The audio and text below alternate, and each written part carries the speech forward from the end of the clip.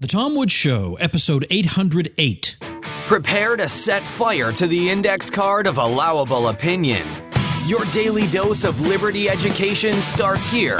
The Tom Woods Show. Hey, everybody, if you don't yet have my free ebook, 5 Paths to an Online Income, you are missing out. This is a how-to guide, how to podcast, how to self-publish a book, how to monetize a blog, and so much more. So it's a how-to guide, and it's also a how-to-monetize guide. It's both. Check it out at pathstoincome.com. Hi, everybody. Tom Woods here. Neat conversation today. I am joined by Professor Michael Rechtenwald of New York University, who caused a bit of controversy, let's say, not long ago when he created a Twitter account that at first was not associated with his name, in which he took to Twitter to mock the social justice warriors and the general atmosphere on college campuses, including his own, in which the students have safe spaces and people are afraid to express their views because of the totalitarians on campus. So he was just tired of it. And he's not even on the right. He's just a regular professor, and he was tired of this behavior. And, well, when they found out who it was, let's just say a lot of interesting events ensued after that. So Michael Rechtenwald is a professor of liberal studies at NYU. His areas of interest are history and philosophy of science, secularism, science and literature, and others. He's the author of numerous books, including in 2016, 19th Century British Secularism, Science, Religion, and Literature. He holds a PhD in Literary and Cultural Studies from Carnegie Mellon University.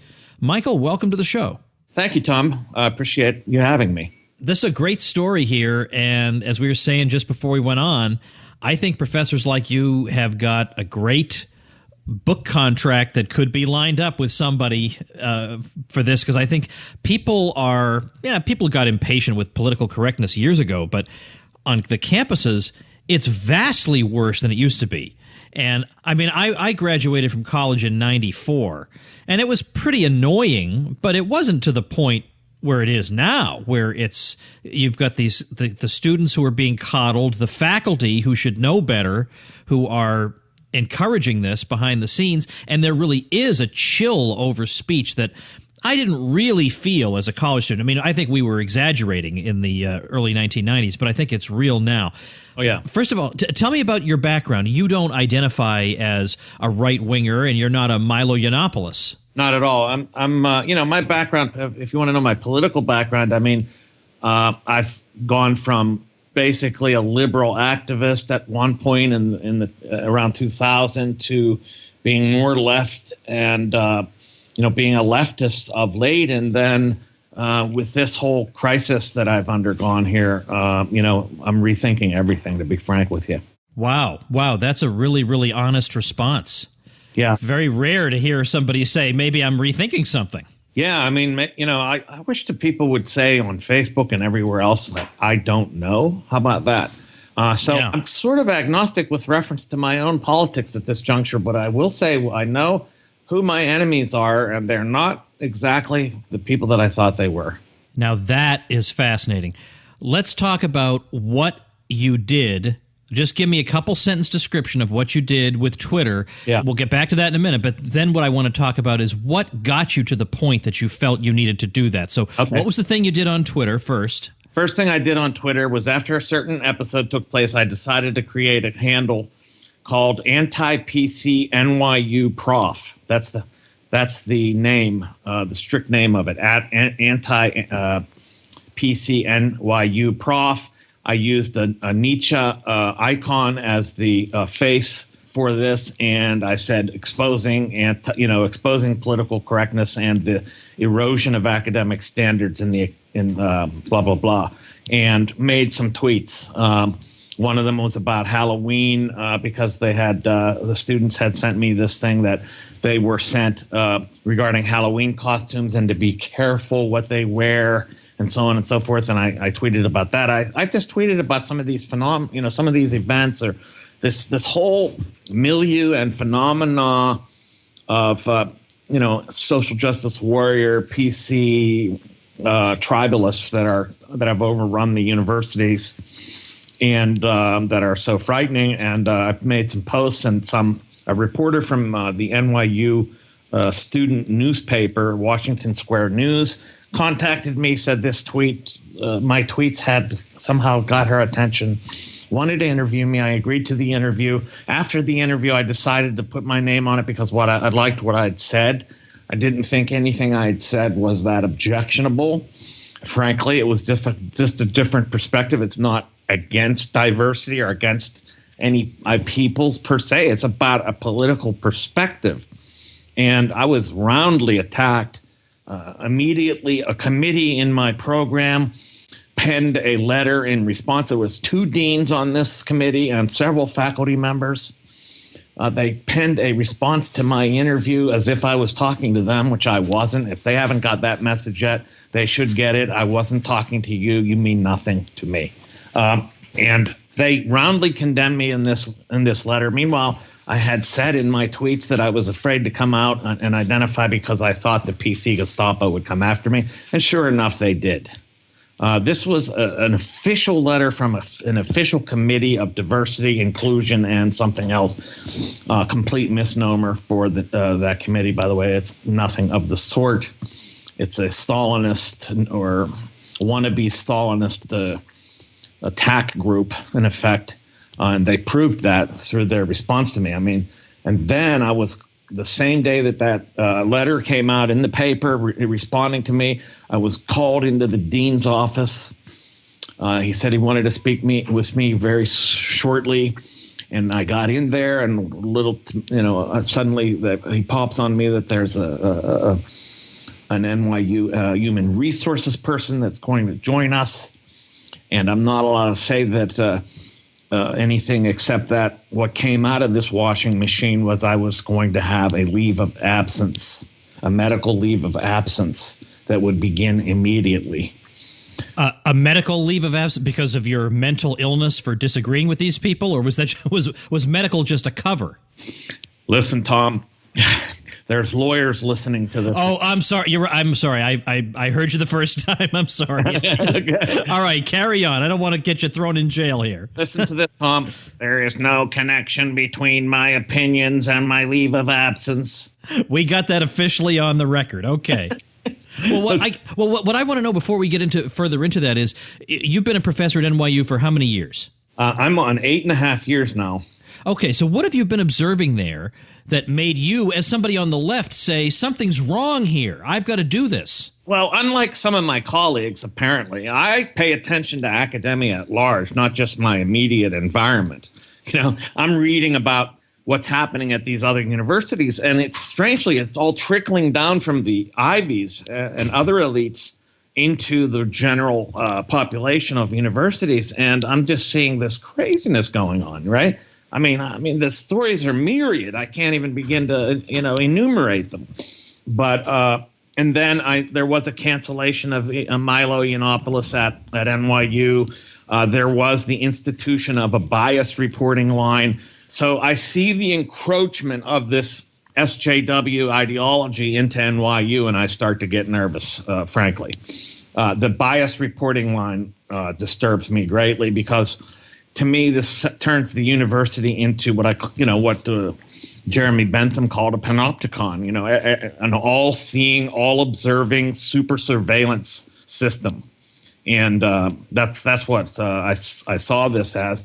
And I wanted to say something against it because I don't think it's first of all, it has nothing to do with undoing biases or undermining or overthrowing prejudice or racism or sexism or homophobia or transphobia. No, it will do nothing of the sort. This is simply a way of locating and controlling individuals who may be aberrant and then punishing them and making the whole system feel better about itself that it's doing so, but it has no effect on racism at large. As a matter of fact, it produces its opposite. I've said this several times. The alt-right is really a reaction to this lunacy, and they're just producing what they exactly oppose. So you leave the meeting with the dean on the understanding that you're not going to be teaching for a while. I'm not going to be teaching for at least the rest of the semester on a medical leave of absence. Naturally, people start telling me, oh, that's suspicious. And I started getting paranoid. Okay, maybe they're right. I thought I took everybody at their word. This has nothing to do with my opinions. And then people started like, are you kidding? But then I have to buy back into this idea that it has nothing to do with my opinions. And so I was interviewed. I accepted an interview from the New York Post.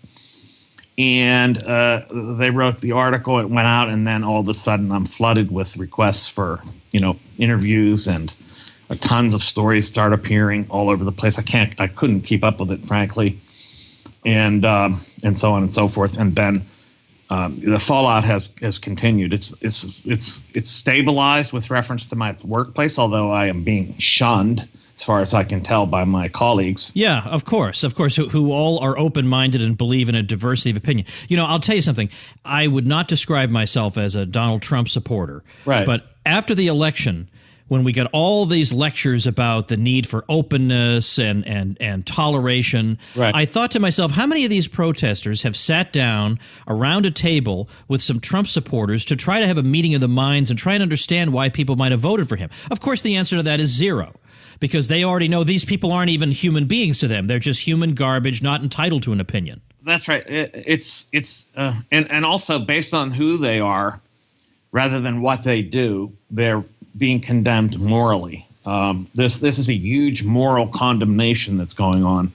I was morally condemned, and just a little aside here, recently, just minutes ago, in effect, for saying that I thought it was ludicrous. The idea was ludicrous that Trump was going to set up death camps. Yeah, can you believe there are people saying this? Yes, they're saying it, and these are very intelligent people that have been friends of mine are now disavowing me and condemning me for saying that I thought it was ridiculous, that this idea was completely outrageous, that Trump is going to set up death camps and start putting people in them. Come on. Yeah. No, what I've been saying on the show is profit from stupidity. I want you to make bets with these people.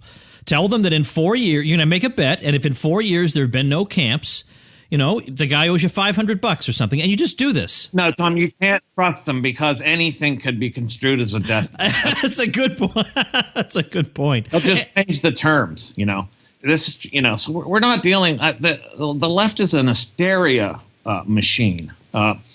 It produces hysteria. It's an hysteria generator, and so you can't talk to this. And you see it in these screaming students on campus, screaming at administrators and faculty over things that, you think that they had killed their whole family and and so on and so forth, but they had done is write an email about Halloween costumes. And for this, they're being basically screamed at, condemned, MF'd up and down. I tell you what, if any students come after me like this with screaming and so forth, they're doing it with the wrong person. They're not playing, they don't want to do that with me. Let's just put it that way. But Michael, I got to ask you, as somebody who has identified with the left in the past, yes, what has changed in your view? It's moved. I don't know. See, I don't know whether it has just moved towards this totalitarianism, or this totalitarianism was always already lurking, to put in some postmodern jargon, whether this totalitarianism was always already lurking under the surface. But it's sure out. It's out. And I am very wary of saying this, but I think the reaction to Trump is going to be much worse than Trump. Oh, I agree completely. Especially because for one thing, you're panicking people unnecessarily based on absolutely nothing the guy said. Well, it's crying wolf like I've never seen before, death camps, this, that, and the other thing. And if you disagree, you're somehow anti-Semitic.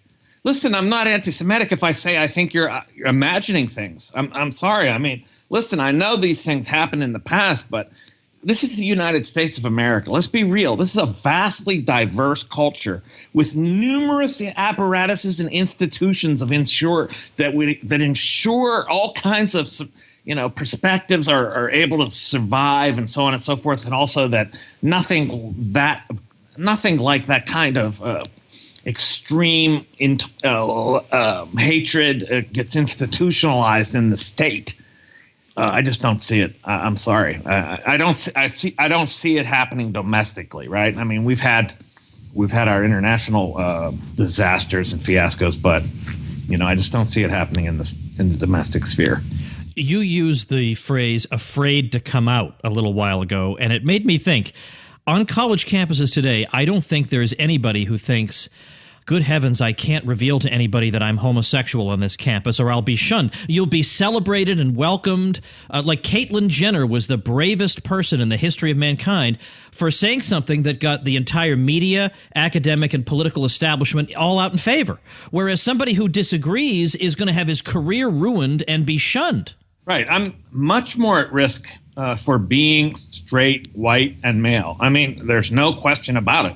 That's the endangered species. Okay, they have taken the so-called hierarchy and inverted it. Okay, such that the first shall be last and the last shall be first. And only it's an earthbound political hierarchy that's been inverted, such that the top, what they conceive to be the top, is now the bottom and must just sit there and be kicked.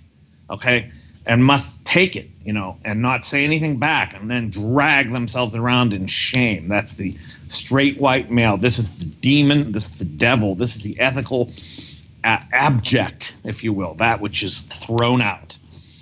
So it's very curious that so-called, I call it marginalized hegemony. Yeah. Okay. That is to say, those that are supposed to be on the margins are actually the hegemonic.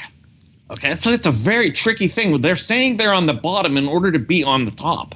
Yeah, it's absolutely true. It's a bizarre situation. Now let's get back to the events that occurred, because apparently after this meeting, sometime after, in November, am I reading this right? It was announced that you were being appointed full professor, promoted to full professor?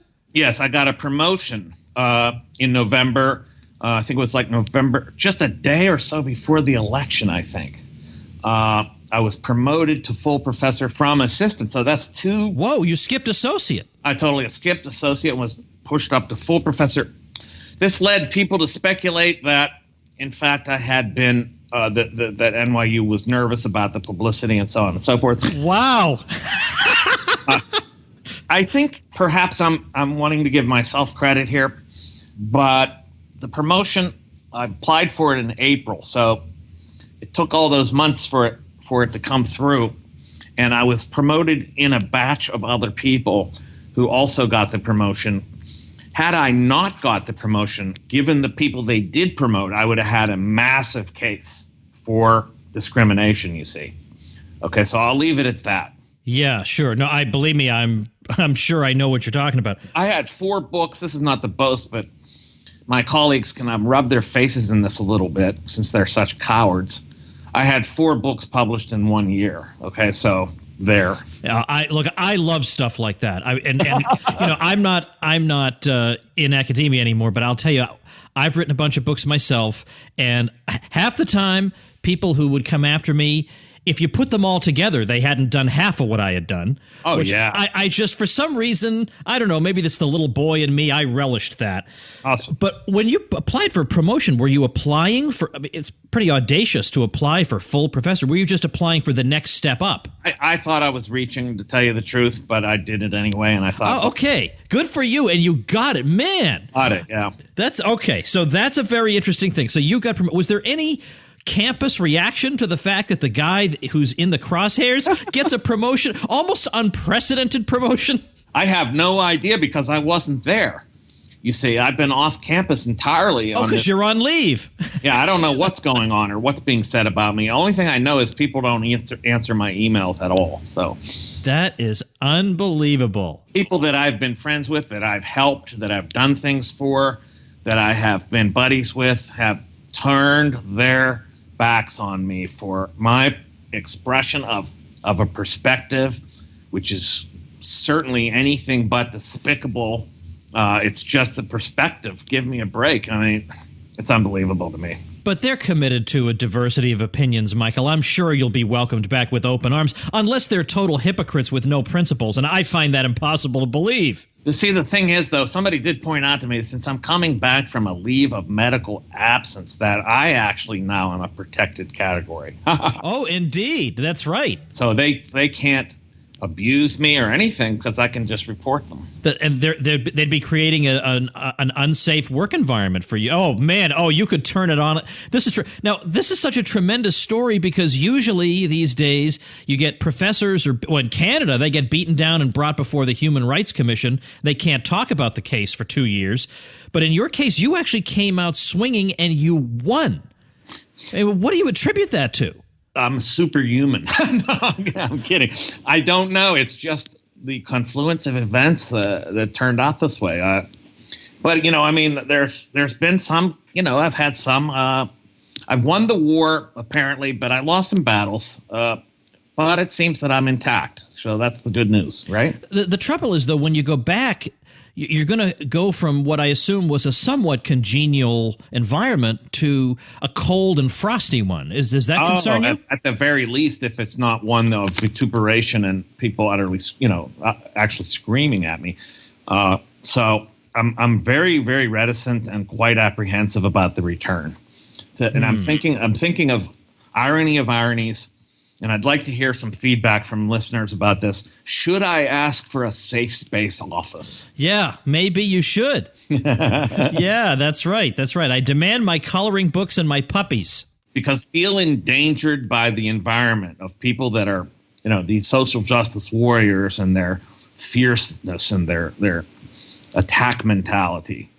Of course, in your case, you actually need it, unlike the drama queens. I want to ask you, did you approach the Washington Post about writing that article? Which, no, by the way, they approached me. They approached you. All right, because I'm going to link to that. I want people, this is episode 808, so this will be linked to tomwoods.com/808. People should read your article. I love when you quote what your opponents at NYU said, and it's all this gobbledygook, and they're making it look like they're being magnanimous, and at the end you wrote, thanks, ? Perfect. All they were doing was spewing memes. What they do is have, as I've said in other interviews, they have plug and play language that they pick up, like things like gaslighting, which was utterly inapt in terms of a description of what I was doing. I didn't gaslight anybody. I didn't even know they were there. Gaslighting is an intentional method and an intentional, going after somebody and attempting to drive them crazy based on simulating a false reality. Okay. I didn't even talk to them. I don't even know what they're talking about. So they said I was silencing them. That's interesting since they spoke after me. How can you silence somebody when they're speaking next? Meanwhile, they were trying to silence me. So, I mean, just this nonsense verbiage that's just plug and play PC meme garbage. It's not thought. They don't have thoughts. They just have like memes. well, the Washington Post gave you its column space to tell your story. That at least must have been gratifying. It's a very gratifying story, and I hold on to that with because that essay helps me a lot because it shows that, listen, the Washington Post, which was completely in the tank for Hillary Clinton and utterly opposed in every respect to Donald Trump, understood my perspective and that I had something valuable to say and that what I was saying was not outrageous at all. They certainly, it's not Breitbart or some alt-right website or something like that giving me this space. This is the Washington Post, a very liberal, democratic-leaning institution of the media. So, yeah, it was very gratifying the fact that they let me have that space. And they were saying that what I was arguing was actually had some validity, right? And their readers mostly agreed in the comments. Oh, I'm sure. Sometimes the comments sections of articles like this are not utterly demoralizing. So that's good. But now NYU has come back and tried to, in one way or another, dispute your version of events. Can you comment on that? Well, that just goes back to this thing where they're saying that my leave of absence had nothing to do with my opinions. Oh, so it's just that? Basically, yeah. All right. So they're trying to make it's a tempest in a teapot then. And also that the media, every time I got every media outlet seemed to try to frame the narrative that way. They wanted me to be the NYU professor who was thrown out for having these opinions, whereas, and I couldn't stop that framing. So I had to tell people to stop framing it that way. Then, they lost interest sort of. I told them it's the media that's doing this, not me. I can't control the headlines that people use, Was there any point, by the way, at which you were tempted to shut down the account? Because I see it's still up and running.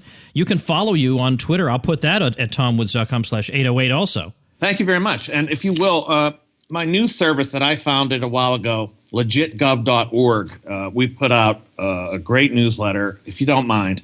Not at all. And it's a real good exposure of things that are not found anywhere else. Legitgov.org. Oh, all right. We will definitely. Oh, that looks good. I'm looking at it right now. In fact, here it is in my notes, as a matter of fact. I hadn't looked at it in advance. Oh. All right, that's great. So tomwoods.com/808 will have legitgov.org. It'll have your Twitter account, which all you folks listening in who are on Twitter, for heaven's sake, follow Michael. You're not going to be disappointed, obviously. But I guess I just want to ask you one other thing. In the course of this, I bet you have gotten correspondence from professors who have had similar experiences. Am I right about that? I have gotten some correspondence from a lot of people that have supported me, emails, direct messages on Twitter, not all from academia. I haven't had a lot of academic support, to be quite frank. A couple here and there, and not necessarily people in the same situation. I've had some graduate students contact me saying that, they understand where I'm coming from. And in fact, I've had a person that's involved in psychology as a therapist and really understood where I was coming from, but not a lot of so-called peers. It's very surprising. Well, I'm curious about, because he's at NYU in the business school, I'm curious about Jonathan Haidt. He has to know about your case. Oh, that's interesting. Yeah. Because he's very prominent about this stuff. Oh, okay. Maybe I'll reach out to him. Oh, you should. You should. He's part of this heterodoxacademy.org, where it's a variety of faculty. It's not just like a right-wing swamp or anything. It's all different sorts of people who just believe the way you do. I think that's a good way of putting it. I'm heterodox with reference to all this. I'm apostate with reference to the left. There's nothing I can do about that now. Right. Wow. Yeah, and it's their fault. They did it, right? They moved. Right. Yeah, they turned into hysterics. What can I say? I'm sorry. I can't talk to this. This is insane. I'm sorry about that. Well, I hope people will check out what you're doing. I'm linking to all of it at tomwoods.com/808. And I appreciate your willingness to come out and tell your story. It's great. I'm sorry that life could be difficult for you in the future, but I don't know. You seem like a clever guy. You'll figure some way to turn this to your advantage, I hope, somehow. Thanks so much, Tom. It's great to have like-minded and very congenial people to talk to about this. All right, that's going to do it for today. I'm going to be out of town all next week, so I'm doing a bunch of episodes in advance, and boy, are they going to be fantastic. I am looking over this list of guests, and it's great. It's really great. The topics are great. The guests are great. I think you're really going to like the upcoming episodes. This is the first year I've actually done any episodes the week after Christmas. I've normally taken that week off, and it's partly because you can't get any guests that week. Nobody wants to do the show. They're all on vacation. How about that? But this year, I wasn't doing Ron Paul curriculum videos for a change, so I was able to line up some guests in advance so that I myself can go on vacation that week. It's all working out very well. So make sure and tune in. If you haven't subscribed to the show yet, by the way, if you're one of the people who listens on YouTube, look, I'm glad you listen to the show at all. That's great. But it's a tiny, tiny, tiny sliver of the audience that listens on YouTube. I want to suggest you subscribe on iTunes or Stitcher. It gets delivered to your device automatically. You don't miss an episode. And it really is an audio thing, this podcast, right? There ain't no video. Maybe someday, but not at this moment. So regardless of how you're listening to the program, do please subscribe so you get all the episodes. You'll see on our show notes page, tomwoods.com/808, the links to subscribe on iTunes or Stitcher. I'll see you tomorrow. Become a smarter libertarian in just 30 minutes a day. Visit tomwoods.com to subscribe to the show for free, and we'll see you next time.